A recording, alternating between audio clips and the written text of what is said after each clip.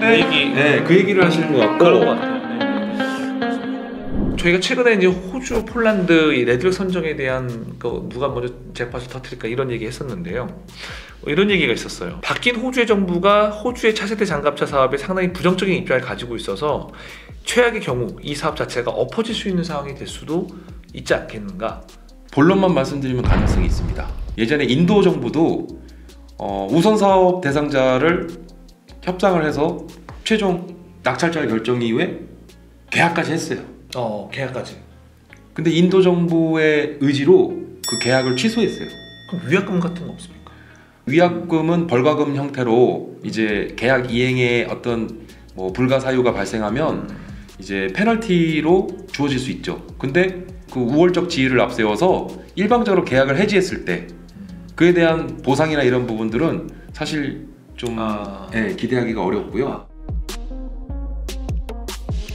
바뀐 정부에서도 레드백 사업에 대한 굉장히 천문학적인 예산이 수반되거든요. 그래서 아마 자국 내 여론에서도 굉장히 부담 느낄 수 있어요. 사업 물량이나 사업 예산이 축소될 수 있다는 그 첫 번째 가능성. 충분히 우리가 그런 부분을 염두에 둘 수 있고, 두 번째는 수주가 되더라도 계약 체결 이후에 계약 이행에 있어서의 변수. 호주가 인도의 사례처럼 그렇게 극단적으로 계약을 해지 내지는 해제하지는 않겠지만 여러 가지 변수가 있을 수 있겠다. 미국이 먼저 레드백을 살 수 있다. 미국의 차세대 장갑차 수주전을 말씀하시는 것 같은데, 오시코시사에서 이 미국의 차세대 장갑 차량으로 들어가면서 우리 하나가 컨소시엄 업체로 참여한 거거든요. 근데 그 얘기를 하시는 것 같고, 그런 것 같아요. 저는 뭐 잘 됐으면 좋겠다.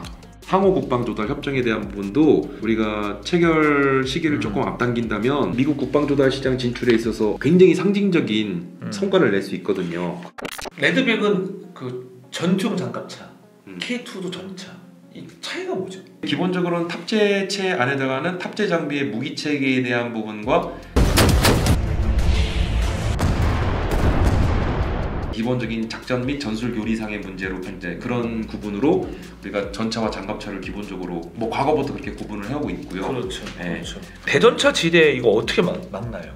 창의 공격 무기가 발전하면요, 방패와 같은 방어 무기도 발전합니다. 그래서 서로 이게 계속 발전을 거듭해온 거예요. 무기 체계가 인류의 역사를 보면 미군은 벌써 그걸 채택을 하고 있는 게 전차나 장갑차에 드론을 탑재하고 있어요. 무인기가 전차가 기동하기 전에 먼저 출발을 해서 먼저 드론을 날려보내서 적의 위협 세력들을 탐지하고 식별하고 공중에서 지상에 매장되어 있는 지뢰도 탐색한다고 그러더라고요. 그 다음에 지뢰나 또는 부비 트랩이나 같은 이런 장애물들을 극복하기 위해서 장애물 극복 무인 로봇들이 먼저 나가는 거죠. 방위사업학 1호입니다. 국내 상지대학교 군사학과 학과장이신 최기혜 교수님 모시고 수업료, 이 수업 들으면 수업료 공짜입니다. 수업료 공짜로 말씀드린 거고, 살아있는 방위 산업에 대한 소식들이었으니까요. 오늘 말씀 너무 고맙습니다. 예, 감사합니다. 정보의 홍수 시대 속에 이젠 누구나 전문가가 되는 시대 아닙니까? 그렇죠. 제가 이런 질문을 보면 깜짝깜짝 놀랍니다. 이런 건 도대체 어떻게 알게 되셨는지.